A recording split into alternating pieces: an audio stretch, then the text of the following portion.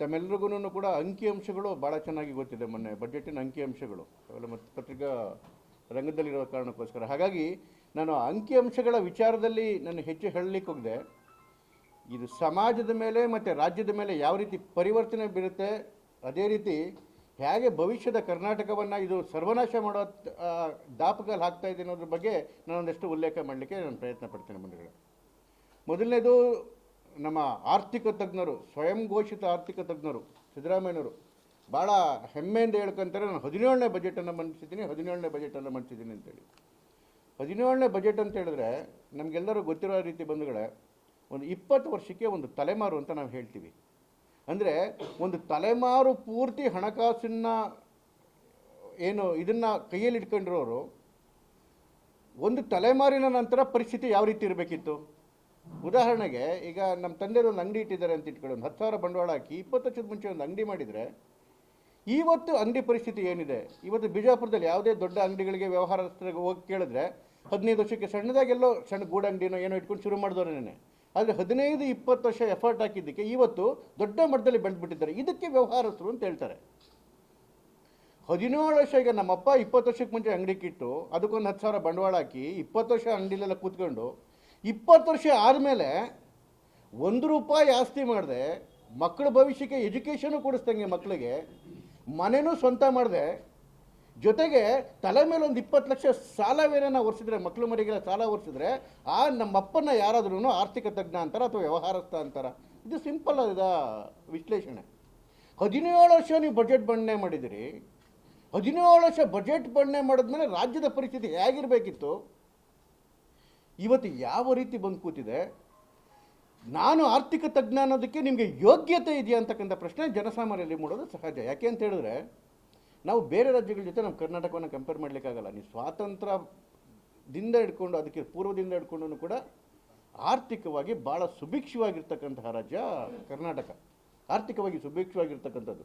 ಅದು ಏವನ ಈಗ IT-BT ಬಂತು, ನಮ್ಮದು ಸಿಲಿಕಾನ್ ಸಿಟಿ ವ್ಯಾಲಿ ಆಯಿತು ಅಲ್ಲ, ಅದಕ್ಕಿಂತ ಮುಂಚೆಯಿಂದನೂ ಕೂಡ ನಿಜಲಿಂಗಪ್ಪನವರ ಕಾಲದಲ್ಲಿ, ಈವನ್ KC ರೆಡ್ಡಿಯವರ ಕಾಲದಲ್ಲೂ ಕೂಡ ಆರ್ಥಿಕವಾಗಿ ಬಲಿಷ್ಠವಾಗಿರುವಂತಹ ರಾಜ್ಯ ಕರ್ನಾಟಕ ರಾಜ್ಯ.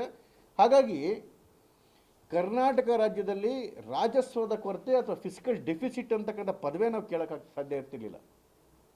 ಯಾವಾಗಲೂ ಕೂಡ ರೆವಿನ್ಯೂವನ್ನು ಸರ್ಪ್ಲಸ್ ಬಡ್ಜೆಟೇ ನಮ್ಮಲ್ಲಿ ಬಣ್ಣನೆ ಆಗ್ತಿತ್ತು. Revenue surplus budget. ಯಾಕೆಂದರೆ ಅಷ್ಟೊಂದು ಶ್ರೀಮಂತ ರಾಷ್ಟ್ರ, ಅಷ್ಟೊಂದು ಕಷ್ಟಪಟ್ಟು ದುಡಿದು ತಿಂತಕ್ಕಂತಹ ಒಂದು ಸಮುದಾಯ ನಮ್ಮಲ್ಲಿದೆ, ರೈತಾಪಿ ವರ್ಗ ನಮ್ಮಲ್ಲಿದೆ, ಯುವ ಸಮುದಾಯ ನಮ್ಮಲ್ಲಿದೆ. ಹಾಗಾಗಿ ಹಿಂದಿನ ಹಿಸ್ಟ್ರಿಯಿಂದ ನೋಡ್ಕೊಂಬಂದರೆ ಕರ್ನಾಟಕ ಅತ್ಯಂತ ಸುಭಿಕ್ಷವಾದಂತಹ ರಾಜ್ಯ. ಕೇವಲ ಇತಿಹಾಸದಲ್ಲಿ ಅದು ಎರಡು ಕೋವಿಡ್-19-20 ಮತ್ತು 20-21 2 ವರ್ಷಗಳನ್ನು ಬಿಟ್ಟರೆ ನಮ್ಮಲ್ಲಿ ಡೆಫಿಸಿಟ್ ಬಡ್ಜೆಟ್ ಅನ್ನೋದೇ ಆಗಿಲ್ಲ. ಈವನ್ 21-22ರಲ್ಲಿ ಬೊಮ್ಮಾಯಿಯವರು ಬಿಕಾಸ್ ಆಫ್ ಕೋವಿಡು ಮುಂಚೆ ಡೆಫಿಸಿಟ್ ಅಂಥೇಳಿ ಅವರು ಅಂದ್ಕೊಂಡಿದ್ರೂ ಕೂಡ, ಆದರೆ ವರ್ಷ ಮುಗಿಯೋಷ್ಟೊತ್ತಿಗೆ ಮತ್ತೆ ತಿರ್ಗಿ 5,670 ಕೋಟಿ ರೂಪಾಯಿ ಅದು ಸರ್ಪ್ಲಸ್ ಬಡ್ಜೆಟ್ ಆಗಿತ್ತು. ಇಷ್ಟೆಲ್ಲ ಕೋವಿಡ್ ಗೊಂದಲಗಳ ನಡುವೆನೂ ಕೂಡ 2023ರಲ್ಲಿ ಬೊಮ್ಮಾಯಿಯವರು ಸಿದ್ದರಾಮಯ್ಯನವರಿಗೆ ರಾಜ್ಯವನ್ನು ಬಿಟ್ಕೊಡ್ಬೇಕಾದ್ರೆ ರಾಜ್ಯ ಯಾವ ರೀತಿ ಸುಭಿಕ್ಷ ಸ್ಥಿತಿಲಿತ್ತು ಅಂತ ಹೇಳಿದ್ರೆ 402 ಕೋಟಿ ರೂಪಾಯಿ ಸರ್ಪ್ಲಸ್ ಬಡ್ಜೆಟನ್ನು ಮಂಡಿಸಿದ್ರು ಬೊಮ್ಮಾಯಿಯವರು 23ರಲ್ಲಿ. ಅಂದರೆ ಅದಾದಮೇಲೆ ಮೇನಲ್ಲಿ ಸಿದ್ದರಾಮಯ್ಯನವರ ಕೈಗೆ ಬಂತು, ಅಥವಾ ಒಂದು 7-8 ತಿಂಗಳು ಕೈಗೆ ಬಂತು. 402 ಕೋಟಿ ಸರ್ಪ್ಲಸ್ ಬಜೆಟ್ ಇದ್ದಿದ್ದ BJP ಸರ್ಕಾರದ ಇದನ್ನು ಕೇವಲ 6-7 ತಿಂಗಳು ರಾಜ್ಯಭಾರ ಮಾಡಿ ಪುಣ್ಯಾತ್ಮ 9,760 ಕೋಟಿ ಡೆಫಿಸಿಟಿಗೆ ತೊಗೊಂಬಂದರು. ಒಂದೇ ವರ್ಷ ರೀ, ಒಂದೇ ವರ್ಷದಲ್ಲಿ ಕೇವಲ 4-5 ತಿಂಗಳಲ್ಲಿ ಬೊಮ್ಮಾಯಿಯವರು ಸರ್ಪ್ಲಸ್ ಬಜೆಟ್ ಕೊಟ್ಬಿಟ್ಟು ಹೋಗಿದ್ದಾರೆ. ಇನ್ನು ಮಿಕ್ಕಿದ 4-5 ತಿಂಗಳು, ಒಂದು 7-8 ತಿಂಗಳು ರಾಜ್ಯಭಾರ ಮಾಡಿದವರು ಡೆಫಿಸಿಟ್ ಬಜೆಟ್ನು ನುಂಗ್ರಿ, ಅಲ್ಲ ಅದು ಸರ್ಪ್ಲಸ್ ಬಜೆಟನ್ನು ನುಂಗಿ ಡೆಫಿಸಿಟ್ ಬಜೆಟ್ 9,500 ಕೋಟಿ ಮಾಡೋಗ್ತಾರೆ ಅಂತ ಹೇಳಿದ್ರೆ ಇದು ದುರಂತವೋ ಅಲ್ವೋ? ಇಡೀ ಕರ್ನಾಟಕದ ಒಟ್ಟು ಸಾಲ 1947ರಿಂದ ಇವತ್ತುವರೆಗೆ 8,37,000 ಒಟ್ಟು ಸಾಲ. ನಾನು ಹೇಳ್ತಾ ಇರ್ತಕ್ಕಂಥ 85 ವರ್ಷದಲ್ಲಿ ಎಲ್ಲ ಮುಖ್ಯಮಂತ್ರಿಗಳು ಸೇರಿ ಮಾಡಿರ್ತಕ್ಕಂಥ ಸಾಲ. ಅದರಲ್ಲಿ ಈ ಪುಣ್ಯಾತ್ಮ ಸ್ವಯಂ ಘೋಷಿತ ಆರ್ಥಿಕ ತಜ್ಞರು ಒಬ್ಬರೇ ಮಾಡಿರೋ ಸಾಲ 4,34,000 ಕೋಟಿ ಕಳೆದ ವರ್ಷ. ಈ ವರ್ಷನೂ ಕೂಡ ಸೇರಿದ್ರೆ 5,55,000 ಕೋಟಿ ಒಬ್ಬನೇ ಒಬ್ಬ ಪುಣ್ಯಾತ್ಮ ಮಾಡಿರೋ ಸಾಲ. 80 ವರ್ಷದಲ್ಲಿ 74 ವರ್ಷ ಯಾವ್ಯಾವ ರೀತಿ ನಮ್ಮ ಬೇರೆ ಬೇರೆ ಮುಖ್ಯಮಂತ್ರಿಗಳು ಮಾಡಿದ್ರು ಎಲ್ಲರನ್ನು ಮೀರಿಸಿ ಮಾಡಿರ್ತಕ್ಕಂಥ ಹೊಣೆಗಾರಿಕೆ ಅರ್ಧನ ಇದೆ ಅಂತ ಹೇಳಿದ್ರೆ ಅದು ಸಿದ್ದರಾಮಯ್ಯನವ್ರದ್ದು. ಇದು ದೊಡ್ಡ ಹೆಗ್ಗಳಿಕೆ. ಯಾವ ಸ್ಟೇಟಲ್ಲಿ ಆರ್ಥಿಕವಾಗಿ ಅತ್ಯಂತ ಸಬಲವಾದಂತಹ ರಾಜ್ಯದಲ್ಲಿ ಅತಿ ಹೆಚ್ಚು ಸಾಲ ಮಾಡಿ ರಾಜ್ಯವನ್ನು ದಿವಾಳಿ ಮಾಡ್ತಕ್ಕಂಥ ಕೀರ್ತಿ ಯಾರನ್ನಂತಂದರೆ ಈ ಪುಣ್ಯಾತ್ಮನಿಗೆ ಸಿದ್ದರಾಮಯ್ಯನವರಿಗೆ ಆ ಕೀರ್ತಿ ತಟ್ಟಬೇಕು. ಮೊದಲನೇದು. ಎರಡನೇದು, 1951ರಿಂದ ಮೊದಲನೇ ಚುನಾವಣೆ ಆದ್ರಿಂದ ಇವತ್ತಿನವರೆಗೂ ಯಾವಾಗಲೂ ಸರ್ಪ್ಲಸ್ ಬಜೆಟನ್ನೇ ಕೊಟ್ಕೊಂಬಂತಹ ಕರ್ನಾಟಕ ರಾಜ್ಯಕ್ಕೆ ಸತತ 4ನೇ ವರ್ಷ ಡೆಫಿಸಿಟ್ ಬಜೆಟ್ ಕೊಟ್ಟಂತಹ ಕೀರ್ತಿ ಯಾರಿಗನ ಇದೆ ಅಂತ ಹೇಳಿದ್ರೆ ಅದು ಈ ಸ್ವಯಂ ಘೋಷಿತ ಆರ್ಥಿಕ ತಜ್ಞ ಸಿದ್ದರಾಮಯ್ಯರಿಗೆ ಮಾತ್ರ. 4ನೇ ವರ್ಷ ಕಂಟಿನ್ಯೂಸ್ ಆಗಿ ಡೆಫಿಸಿಟ್ ಬಜೆಟು ಎಂತಹ ಒಂದು ದರಿದ್ರ ಸ್ಥಿತಿ ಒಳಗಡೆ ಇವತ್ತು ರಾಜ್ಯವನ್ನು ತಳ್ಳಿಬಿಟ್ಟಿದ್ದಾರೆ. ಬಂಧುಗಳೇ, ನಿಮಗೆಲ್ಲ ಅನ್ನಿಸ್ಬೋದು ಏನು ಡೆಫಿಸಿಟ್ ಆದ್ರೂ ಕೂಡ ಗ್ಯಾರಂಟಿಗೆ ಹೋಗ್ತಾ ಇದೆ. ಇದಕ್ಕಿಂತ ದೊಡ್ಡ ಸುಳ್ಳು ಜಗತ್ತಲ್ಲಿ ಇಲ್ಲವೇ ಇಲ್ಲ. ಯಾಕೆ ಅಂತ ಹೇಳಿದ್ರೆ ನಮ್ಮ ರಾಜ್ಯದ ಬಜೆಟ್ ಗಾತ್ರ ಇವರೇ ಹೇಳಿರೋ ಹತ್ರ 4,48,000 ಕೋಟಿ. ಎಷ್ಟು? 4,48,000 ಕೋಟಿ ನಮ್ಮ ಬಜೆಟ್ ಗಾತ್ರ. ಅದಕ್ಕೆ ಗ್ಯಾರಂಟಿಗಳಿಗೆ 5 ಗ್ಯಾರಂಟಿ ಕಂಪ್ಲೀಟಾಗಿ ಎಲ್ಲರಿಗೂ ಕೊಟ್ಟರು ಹೋಗ್ತಕ್ಕಂಥದ್ದು ಕೇವಲ 52,000 ಕೋಟಿ. ಕೇವಲ 52,000 ಕೋಟಿ ಎಲ್ಲವನ್ನು ಕೊಟ್ಟರು, 5 ಗ್ಯಾರಂಟಿಗಳನ್ನ ಎಲ್ರಿಗೂ ಕೊಟ್ಟರು. ಅದರ ಅರ್ಥ ಏನು? ಹತ್ತತ್ರ ಇನ್ನು 4 ಲಕ್ಷ ಕೋಟಿ, ಹತ್ತತ್ರ 4 ಲಕ್ಷ ಕೋಟಿ ಇವರಿಗೆ ಡೆವಲಪ್ಮೆಂಟ್ಗೆ ಸಿಕ್ಬಿಡ್ತದಲ್ಲ, ಅದನ್ನು ಯಾರು ಬೇಡ ಅಂತಾರೆ ಮಾಡಲಿಕ್ಕೆ? ಕೇವಲ 52,000 ಗ್ಯಾರಂಟಿ ಕೊಡ್ತಿದ್ದೀವಿ ಅಂತ ಹೇಳಿ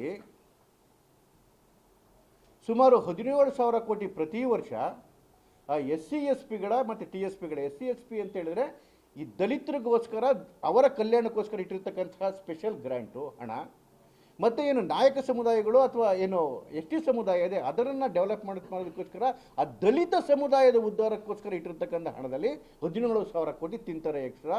ಯಾವ ಕಾರಣಕ್ಕೋಸ್ಕರ? ಕೇವಲ 52,000 ಕೋಟಿ ಗ್ಯಾರಂಟಿ ಕೊಡ್ತೀವಿ ಅಂತೇಳಿ. 17,000 ದಲಿತರು ತಿಂದರು. ಹಾಲಿಂದ ಹಿಡ್ಕೊಂಡು ಆಲ್ಕೋಹಾಲು ಎಲ್ಲ ಸ್ಟಾಂಪ್ ಪೇಪರಿಂದ ಹಿಡ್ಕೊಂಡು ಎಲ್ಲ ಬೆಲೆಗಳನ್ನ ಜಾಸ್ತಿ ಮಾಡಿದ್ರು. ಆ ಬೆಲೆಗಳು ಅಡಿಷನಲ್ ಆಗಿ ಇವ್ರಿಗೆ ಕಲೆಕ್ಟ್ ಮಾಡ್ತಿರೋದು, ಇವರು ಬಂದ ಮೇಲೆ ಬೆಲೆ ಜಾಸ್ತಿ ಮಾಡೋದ್ರಲ್ಲಿ ಅಡಿಷನಲ್ ಆಗಿ ಕಲೆಕ್ಟ್ ಮಾಡ್ತಿರೋದು 73,000 ಕೋಟಿ. 73 ಒಂದು 17 90,000 ಕೋಟಿ ಆಯಿತು. ಎಷ್ಟಕ್ಕೆ? 52,000 ಗ್ಯಾರಂಟಿ ಕೊಡೋದಕ್ಕೆ 90,000 ಕೋಟಿ ಎಕ್ಸ್ಟ್ರಾ ಬಂತು. ಆಯಿತಾ? ಅದಾದಮೇಲೆ ಒಂದೇ ಒಂದು ಕ್ಷೇತ್ರಕ್ಕೆ ಬಿಡುಗಾಸು ಅನುದಾನ ಕೊಟ್ಟಿಲ್ಲ. ಮಾತಿತ್ತರೆ ಗ್ಯಾರಂಟಿ ಹೇಳ್ಕೊಂಡು ಒಂದು ಕ್ಷೇತ್ರಕ್ಕೆ ಬಿಡುಗಾಸು ಕೊಟ್ಟಿಲ್ಲ. ನಮ್ಮ ರಾಜು ಕಾಗೆಯವರು ಹೇಳ್ತಾರೆ ನಮ್ಗೆ ₹1 ದುಡ್ಡು ಕೊಟ್ಟಿಲ್ಲ, ಬೆಂಗಳೂರಿಗೆ ಬಂದು ನಾನು ನೇಣು ಹಾಕಂತೀನಿ ಅಂತಾರೆ.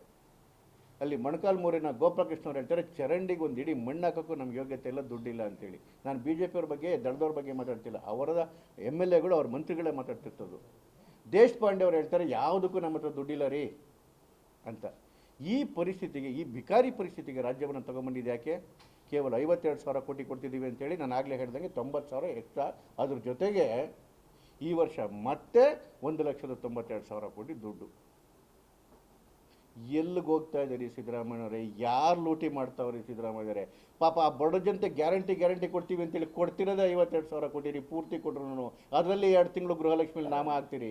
ಈಗಾಗಲೇ ಯಾವುದೋ ಯುವ ನಿಧಿಗೆ ಹೊಗೆ ಹಾಕ್ಬಿಟ್ಟಿದ್ದೀರಿ. ಯುವ ನಿಧಿ ಮುಗಿದೋಯ್ತು, ಗೊತ್ತಲ್ಲ ನಿಮ್ಗೆ ವಿಷಯ. ಈ 5 ಪಂಚ ಗ್ಯಾರಂಟಿ ಅಂತ ಹೇಳ್ತಾರೆ, ಅದ್ರಲ್ಲಿ 1 ಗ್ಯಾರಂಟಿ ಸಾಯಿಸೇ ಬಿಟ್ರು.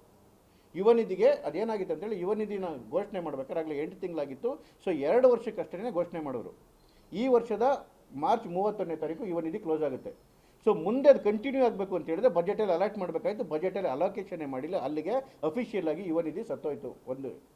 ಹಾಗಾದರೆ ದುಡ್ಡೆಲ್ಲ ಎಲ್ಗೋಗ್ತಾ ಇದೆ?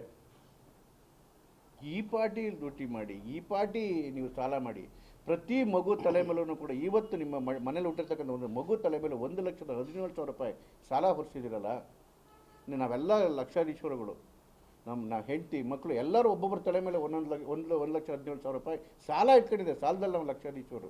ಈ ಪರಿಸ್ಥಿತಿಗೆ ರಾಜ್ಯವನ್ನು ತಗೊಂಡೋದಂತಾಗ ಸುಭಕ್ಷಿವರಂಥ ರಾಜ್ಯವನ್ನು ತಗೊಂಡೋದ್ರೆ ಅದರಲ್ಲಿ ಅತಿ ಹೆಚ್ಚು ನಾನು ಹೇಳ್ತಿರ್ತಕ್ಕಂಥದ್ದು ಈ ಯುವ ಸಮುದಾಯಕ್ಕೆ ಹೊಡೆತ ಬಿದ್ದಿರೋದು, ಮತ್ತು ಏನು SC/SP ಸಮುದಾಯಕ್ಕೆ ಹೊಡೆತ ಬಿದ್ದಿರೋದು. ನಾನು ಆಗಲೇ ಹೇಳ್ತದ್ದು ಯುವ ನಿಧಿಯನ್ನು ಕಂಪ್ಲೀಟಾಗಿ ಕಟ್ ಮಾಡಿಬಿಟ್ರು. 2,84,000 ಹುದ್ದೆಗಳು ಖಾಲಿ ಇದ್ದಾವೆ.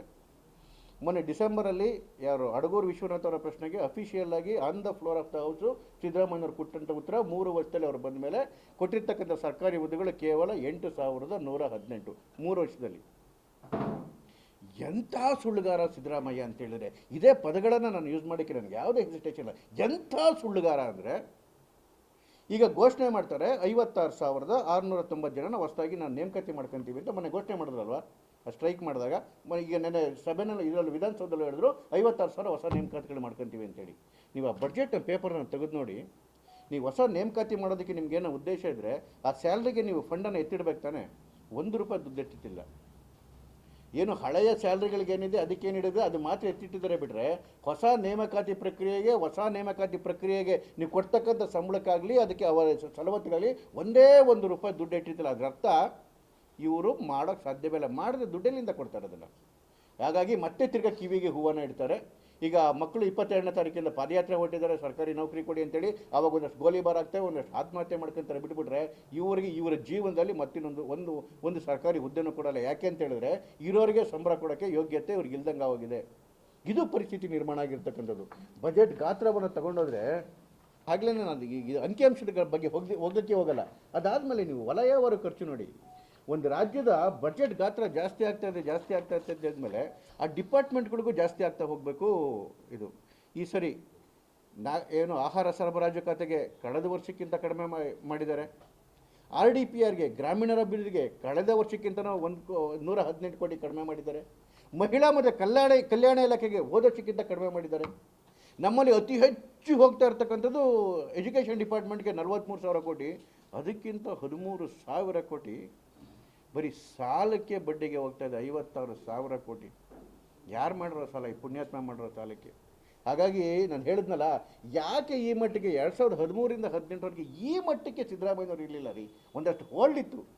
ಈಗ ಏನಾಗ್ಬಿಟ್ಟಿದೆ ಅಂತ ಹೇಳಿದ್ರೆ ಸಿದ್ದರಾಮಯ್ಯವ್ರಿಗೆ ಅವ್ರಿಗೆ ಒಂದೇ ಇರ್ತಕ್ಕಂಥದ್ದು, ಹೆಂಗನ ಮಾಡಿ 1-2 ವರ್ಷ ನನಗೆ ನನ್ನ ಸುದ್ದಿಗೆ ಯಾರು ಬಿಡಬೇಡಿ, ನನ್ನ ಕುರ್ಚಿ ಸುದ್ದಿಗೆ ಯಾರು ಬಿಡಬೇಡಿ, ನೀವು ಎಷ್ಟನ್ನ ಲೂಟಿ ಹೊಡ್ಕೊಳ್ಳಿ. ಅದೇ ಕಾರಣಕ್ಕೋಸ್ಕರ ಅಬಕಾರಿ ಇಲಾಖೆಯಲ್ಲಿ ಲೂಟಿ ಆಗ್ತಿದೆ, ಇದರೊಳಗಡೆ RDPRಲ್ಲಿ ಲೂಟಿ ಆಗ್ತಾ ಇದೆ. ಇನ್ನು ಇವನು DK ಶಿವಕುಮಾರ್ ಮಿನಿಸ್ಟ್ರಿಯನ್ನು ಕೇಳಕ್ಕೆ ಗೊತ್ತಿಲ್ಲ, ನಗರಾಭಿವೃದ್ಧಿ ಖಾತೆಯನ್ನು ಎಲ್ಲದರಲ್ಲೂ ಈ ಪಾರ್ಟಿ ಲೂಟಿ ಯಾಕಾಗ್ತಿದೆ ಅಂತ ಹೇಳಿದ್ರೆ ಈ ಕುರ್ಚಿ ಮೋಹಕ್ಕೋಸ್ಕರ ಇಡೀ ರಾಜ್ಯವನ್ನು ಒತ್ತೆ ಇಟ್ಬಿಟ್ಟಿದ್ದಾರೆ. ಒಂದು ಕಡೆಗೆ ಸಿದ್ದರಾಮಯ್ಯವರು ಯಾವ MLA ಎಷ್ಟನ್ನು ಲೂಟಿ ಹೊಡ್ಕೋ, ಯಾವ ಮಿನಿಸ್ಟರ್ ಎಷ್ಟನ್ನು ಲೂಟಿ ಹೊಡ್ಕೋ, ನನ್ನ ಸುದ್ದಿಗೆ ಬರಬೇಡ ಅಂತ ಅವರು. ಆ DK ಶಿವಕುಮಾರ್ ಅದೊಂದು ಅತೃಪ್ತ ಆತ್ಮ ರೀ. TV ನೋಡೋಕೆ ಅಸಹ್ಯ. ಇಷ್ಟೊಂದು ಪರದಾಡಬೇಕಿಲ್ಲ ಒಂದು ಕುರ್ಚಿಗೋಸ್ಕರ. ದಿನಾ ಬೆಳಗ್ಗೆ ಇದ್ದರೆ ಡೆಲ್ಲಿಗೆ ಹೋಗಿ ಸಾಯೋದು. ದಿನಾ ಬೆಳಗ್ಗೆ ಇದ್ದರೆ ರಾಜ್ಯ ಸುಭಿಕ್ಷವಾಗಿದ್ದಾಗ, ಎಲ್ಲ ಕಡೆಗೆ ಚೆನ್ನಾಗಿದ್ದಾಗ ಅದೊಂದು ಕೇಳ್ಕೊಳ್ಳಿ.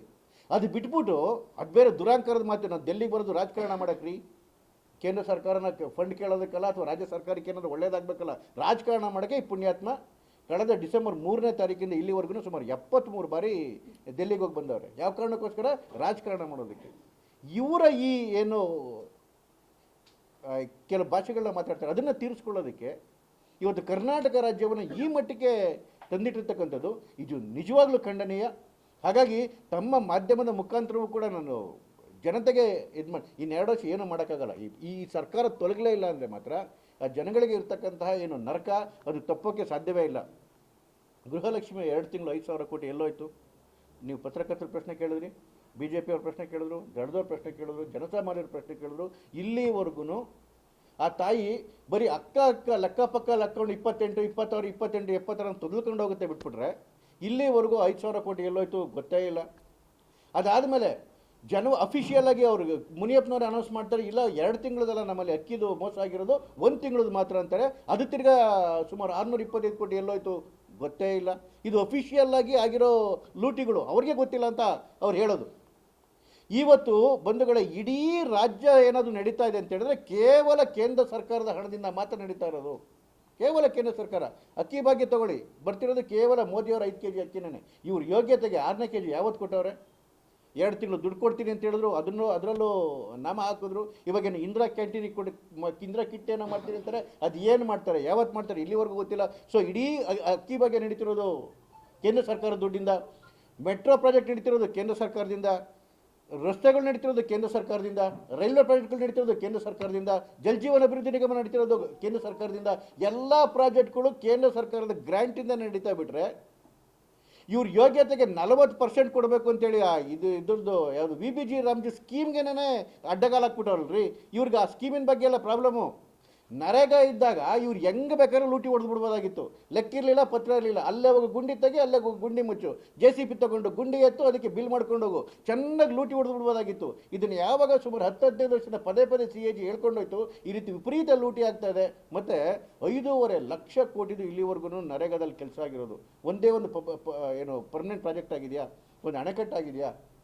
ಇದನ್ನು ತಡೆಯೋದಕ್ಕೆ VBG ರಾಮ್ಜಿ ಮಾಡಿ ಕೇಂದ್ರ ಸರ್ಕಾರ 100 ದಿನ ಏನು ಕಾರ್ಮಿಕರಿಗೆ, ನಮ್ಮ ಕೂಲಿ ಕಾರ್ಮಿಕರಿಗೆ ಕೆಲಸ ಸಿಗಬೇಕಾದ್ರೆ ಅದನ್ನು 125 ದಿನ ಮಾಡಿ, 170-180 ಇದ್ದಂತಹ ಕೂಲಿಯನ್ನು ತಗೊಂಡೋಗಿ 380 ರೂಪಾಯಿ ಮಾಡಿ, ಎಲ್ಲದರಲ್ಲೂ ಹಾಕ್ತಕ್ಕಂಥ ದುಡ್ಡು ಜಾಸ್ತಿ ಮಾಡಿ ಏನು ರಾಜ್ಯ ಸರ್ಕಾರಕ್ಕೆ ಕೊಡಬೇಕಾದ ಗ್ರಾಂಟನ್ನು ಕೂಡ 40% ಜಾಸ್ತಿ ಮಾಡಿ ಹೊಣೆಗಾರಿಕೆ ಹೊರೋದಕ್ಕೆ ರಾಜ್ಯ ಸರ್ಕಾರ ಕೂಡ ಹೊಣೆಗಾರಿಕೆ ಇರಬೇಕು ಅಂತೇಳಿ 40% ನೇಮಕ ಮಾಡಿದ್ರೆ, ಮುಂಚೆನ 10% ಇದ್ದು ಈಗ 40% ಮಾಡಿದ್ರೆ ಆ 40% ಕೂಡ ಯೋಗ್ಯತೆ ಇಲ್ಲದೆ,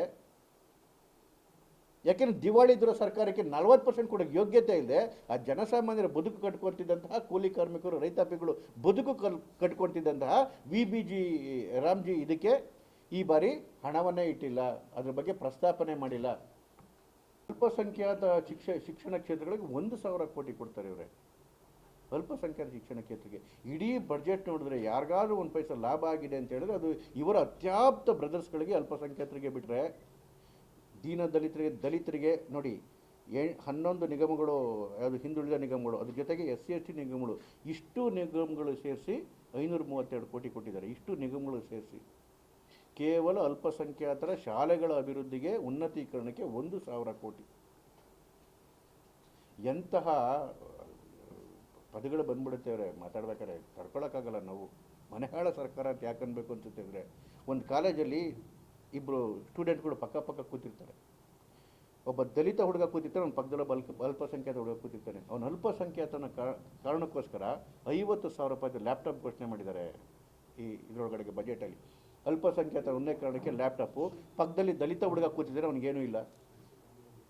ಪಕ್ಕದಲ್ಲಿ ಒಂದು ಹಿಂದುಳಿದ ವರ್ಗ ಕೂತಿದ್ದಾನೆ, ಅವನಿಗೇನೂ ಇಲ್ಲ.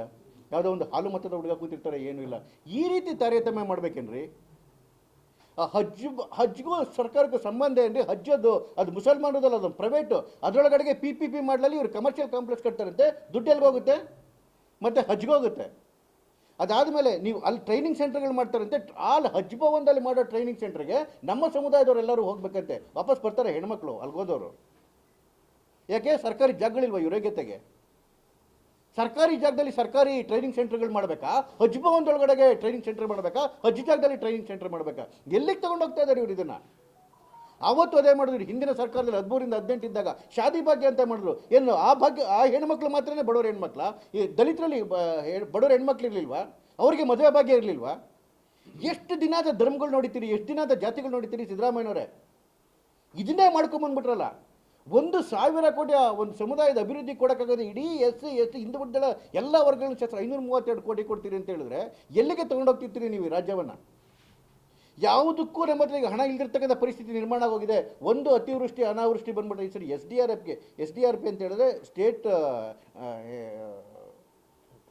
ಡ್ರಾಟ್ ರಿಲೀಫ್ ಫಂಡು, ಅದಕ್ಕೆ 20% ಇದನ್ನು ಕಡಿಮೆ ಮಾಡಿದ್ದಾರೆ. ಈ ಉತ್ತರ ಕರ್ನಾಟಕದಲ್ಲಿ ಏನೋ ಬರ ಬಂದ್ರೂ ದುಡ್ಡು ಕೊಡೋಕ್ಕೆ ದುಡ್ಡಿಲ್ಲ ಈ ಸರಿ. 20% ಕಡಿಮೆ ಮಾಡಿರೋದು. ಅಕಸ್ಮಾತ್ ಪ್ರವಾಹ ಬಂದರೂ ಮತ್ತೆ ದುಡ್ಡುಗತಿ ಇಲ್ಲ ಇಲ್ಲಿ. ಉತ್ತರ ಕರ್ನಾಟಕದಲ್ಲಿ ನಿಮ್ಮ ಜಿಲ್ಲೆಗೆ ಏನೇನು ಬಂದಿದೆ ಅಂತೇಳಿ ನಾನು ಪಟ್ಟಿ ತೊಗೊಂಡು ನೀವೇ ನೋಡ್ಬಿಡಿ, ನಿಮ್ಮ ಜಿಲ್ಲೆಗೆ ಏನು ಕೊಟ್ಟಿದ್ದಾರೆ ಅಂತೇಳಿ. ನೆನ್ನೆ ಬಾಗಲಕೋಟೆ ಜಿಲ್ಲೆದು ಹೇಳ್ತಾ ಇದ್ವಿ, 3 ಕೋಟಿ 4 ಕೋಟಿ ಒಂದು ಜಿಲ್ಲೆಗೆ. ಇವತ್ತು CM ಮೂಲಸೌಕರ್ಯ, ಕಂಪ್ಲೀಟ್ ಮೂಲಸೌಕರ್ಯಕ್ಕೆ 4,000 ಕೋಟಿ ಕೊಟ್ಟಿದ್ದಾರೆ. ಇಡೀ ರಾಜ್ಯದ ಮೂಲಸೌಕರ್ಯ ಅಭಿವೃದ್ಧಿಗೆ ಇದು ಇಲ್ಲಿವರೆಗೂ ಒಬ್ಬ ಶಿಕ್ಷಕರಿಗೆ ಕೊಟ್ಟಿಲ್ಲ. ಅದೇನು 15,000 ಹೊಸ ಶಿಕ್ಷಕರ ನೇಮಕಾತಿ ಆಗಿತ್ತು. ಪ್ರಕ್ರಿಯೆ ಕಂಪ್ಲೀಟ್ ಆಗಿತ್ತು. ಇವ್ರು ಜಸ್ಟ್ ಒಂದು ಇದನ್ನು ಕೊಡಬೇಕಿತ್ತು. ಏನೇ ಇವತ್ತು ನಮ್ಮ ಸರ್ಕಾರ ಇದ್ದಾಗ 15,000 ಶಿಕ್ಷಕರ ನೇಮಕಾತಿ ಮಾಡಿತ್ತು ಮಾನ್ಯ BC ನಾಗೇಂದ್ರ ಸರ್ಕಾರವು ಮಾಡಲಿಕ್ಕಾಗಲ್ಲ. ಇದು ಹೌದಾಗಿರ್ತಕ್ಕಂತಹ ಹಣ. ಹಾಗಾಗಿ ಅದನ್ನ ಇವಾಗ ರಿವೈಸ್ ಮಾಡ್ತಕ್ಕಂಥ ಕೆಲಸ ಆಯಿತು. ಏನು 3.17 ಇತ್ತು, ಅದನ್ನ 4 ಆಯೋಗ ಬರಬೇಕಾದ್ರೆ ಮತ್ತೆ ಕೇಳ್ಕೊಂಡಿದ್ದು ಇವು ಮಿನಿಸ್ಟ್ರಿಗಳಿಗೆ, ದಯಮಾಡಿ ಹೋಗಿ ನೀವು ಅಟೆಂಡ್ ಮಾಡಿ ಬನ್ನಿ ಅಂತೇಳಿ ಒಂದು ಸರಿ ರಾಜ್ಯವನ್ನು ಬರ್ಬಾದ್ ಮಾಡಿದ್ದಾರೆ. ಈ ಸಂದೇಶವನ್ನು ತಮ್ಮ ಮುಖಾಂತರ ನಾನು ಜನತೆಗೆ ತಲುಪಿಸಲಿಕ್ಕೆ ಇಷ್ಟಪಡ್ತೇನೆ. ಬಂಧುಗಳು, 65,000 ಕೋಟಿ ಕೊಡ್ತೀವಿ. ಎಷ್ಟು ಸುಳ್ಳು ಹೇಳ್ತಾರೆ ಅಂತ ಹೇಳಿದ್ರೆ ನೋಡಿ, ಈ ಕರ್ನಾಟಕ ರಾಜ್ಯದಿಂದ ಕೇಂದ್ರ ಸರ್ಕಾರಕ್ಕೆ ಯಾವ್ಯಾವ್ದು ಹೋಗುತ್ತೆ? 1 ಲಕ್ಷದ ಮನ್ನಾ ಮಾಡ್ತಲ್ಲ, ಮೊನ್ನೆ ಅದರಲ್ಲಿ ರಾಜ್ಯಕ್ಕೆ ಏನೇನು ಕೊಟ್ಟಿದೆ ಅನ್ನೋದು ಹೇಳಿ. ಎಸ್ ಸರ್, ಮೊದಲನೇದು ನಾನು ಇವರು ಹೇಳ್ತಾರೆ, ಯಾವಾಗಲೂ ಹೇಳ್ತಾರೆ ನಾವು 4 ಲಕ್ಷ ಕೋಟಿ ಕೊಡ್ತೀವಿ, 4 ಲಕ್ಷ ಕೋಟಿ, 7,000 ಕೋಟಿ ಅಡಿಷನಲ್ ಆಗಿ ಬರ್ತಾ ಇದೆ. ಈಗ ನಿಮ್ಮ 25,000 ಕೋಟಿ ಸೆಸ್ ಹೋಗುತ್ತೆ. ಸೆಸ್ ಬಿಟ್ಬಿಡಿ, ಅದು ಸೆಸ್ಸು ಸೇರಿಸ್ಕೊಳ್ಳಿ ಹೋಗುತ್ತೆ. ಅದಾದಮೇಲೆ 1,60,60,000 ಕೋಟಿ GST ಹೋಗುತ್ತೆ.